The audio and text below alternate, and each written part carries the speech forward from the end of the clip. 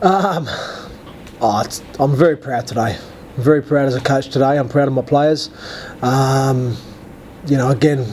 we're a very young team, and obviously we've been doing it pretty tough in recent weeks. Obviously with the amount of injuries, as we've obviously highlighted, and the amount of people obviously having to play out of position and things like that. And we've been working hard, and one thing that this group hasn't done, it hasn't lost faith and hasn't lost belief. And a lot of the stuff that we've been working on the training field over the last number of weeks, and we haven't quite pulled out of the bag on the field in those games recently, but today it's come to fruition, and the pennies dropped for a few players in terms of what I've been asking of them, and just really pleased for the team, because we have been in a dark place and in a tough place, and we've been copping a lot of flack, and rightly so to some degree. And even myself, I've been putting a lot of pressure on my players, in terms of I've been critical certainly of our middle unit at times. I've been critical of my halfbacks at times, but today for me was probably the best team performance that this side has produced all season, and that's including the summer bash, and the league game. It's for me, for just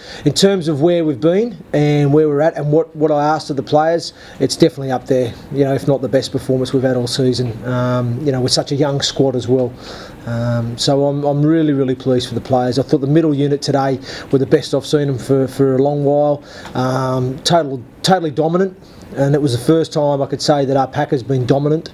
I thought we got over the top of their pack. I thought we contained their pack.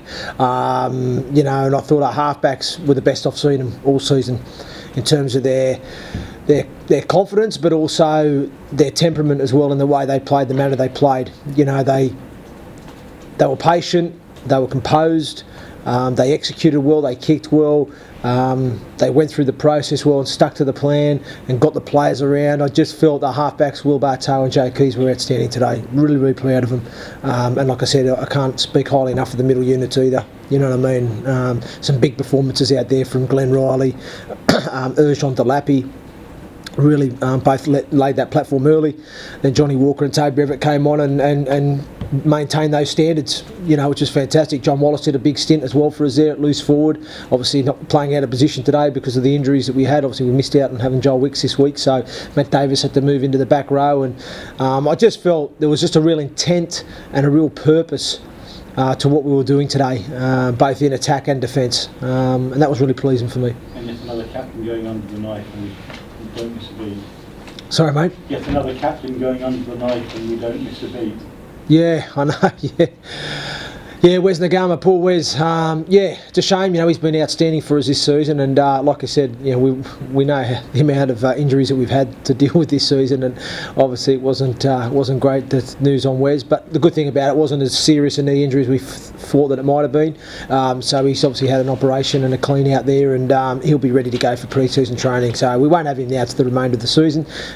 So young James will stay there as captain to the end of the season, hoping he doesn't get injured. Fingers crossed. You know what I mean? But yeah, that's the way it is, and that's the thing is with these injuries. A lot of these injuries we have suffered have been in the games. It's not been through our training program, so it's nothing against the S&C staff or anything like that. We've certainly not been picking up any soft tissue injuries or anything like that. It's all been impact injuries within the games, and mainly knees this year, to be fair. So Urjon's had a split. Yeah, he's got rattled there just at the end, and I think he's put his teeth through the through his mouth there. Yeah, so it's a pretty nasty one. So he'll obviously have to go get himself stitched up, and I'm sure hopefully he'll be back next week. He's a tough kid, so we'll just have to assess it, obviously.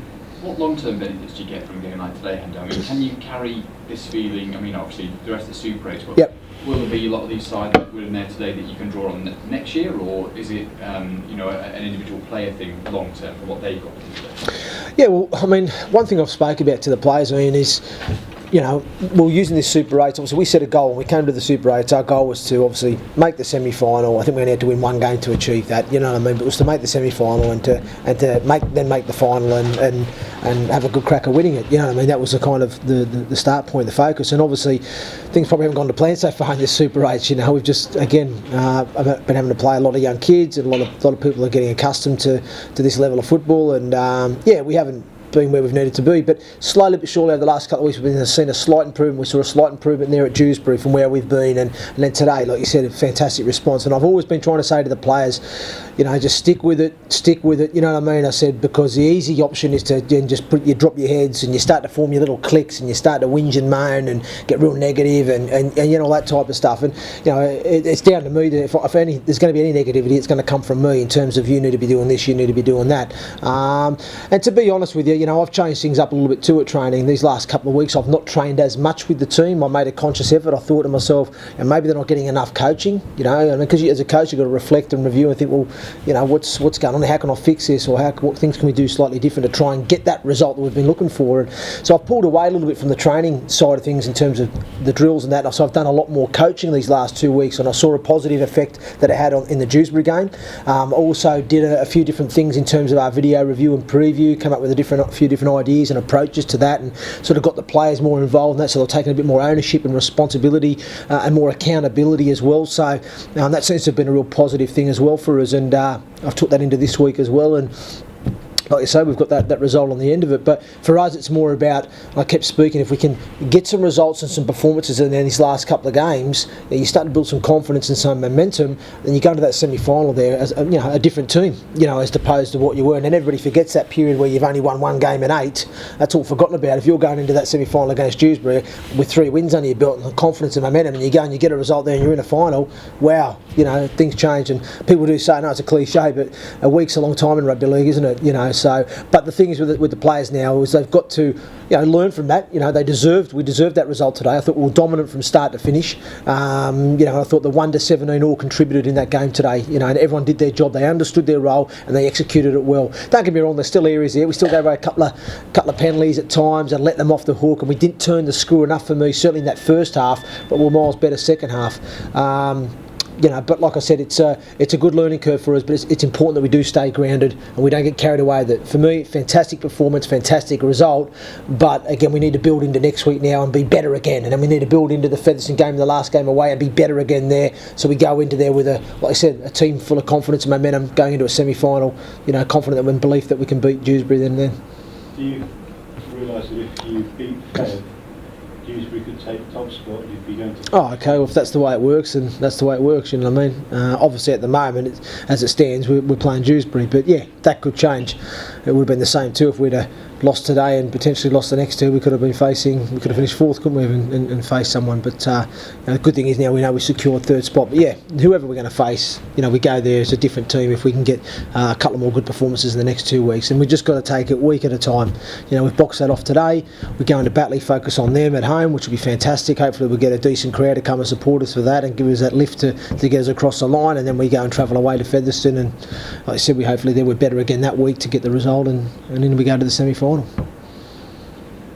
Any of the long-term injured players likely to be back before the end of the season?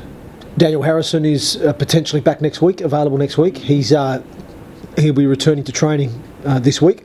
He started some training with the team last week, just only little parts of it, just some warm-up stuff and that.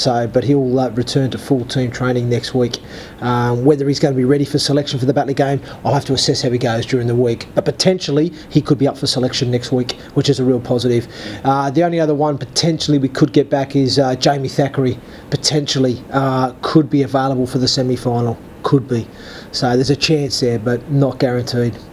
Yeah, and obviously Joel Wicks should come back into the mix next week as well, because obviously he got the head knock last week. He come off with concussion, so he has to have the mandatory 1 week off. So he potentially comes back, providing he's symptom free and passes his head test and all that. He could be available for selection next week as well. Will Ojon be going through the same head tests, or was it not a concussion? It wasn't a concussion, no. He just obviously got himself split, so it's just whether or not the wound is going to be healed enough to be able to play. He just looked very groggy when he came off, which is why I wondered. He's just pretty rattled, I think, because the shock of your tooth going through your mouth, I think, and blood's everywhere. I think it's a bit of a shock, isn't it? So yeah, no, but I'm hoping he'll be all right, mate. Because I thought he was great today for us, really, really good. There were so many positives for today, so many positives. I thought across the park, I thought, like I said, Joe Keys and Will Bartow were outstanding in the halves. James Cunningham again was great at 9. Like I said, the middle units, the props are outstanding. Elliot Key was outstanding defensively in the centres. The right side didn't see a lot of ball today, but because obviously the plan was to attack the left, and we were patient enough to stay there and do the job there, you know what I mean? So, but I thought across the park, it was a really, really good team performance. I'm certainly going to have a headache next week on team selection, and that's the first time I can say that in a long time, that I'm going to have a real headache. There's going to be some players that probably miss out next week that potentially don't deserve to miss out, but I've got to pick the 17 I believe is going to beat Batley. Sadly for the Bayou didn't get a run out today. Yep. Given it was such a hot day, did you think about using him late on? No, the reason he didn't get a run out today was he turned up, arrived at the game late.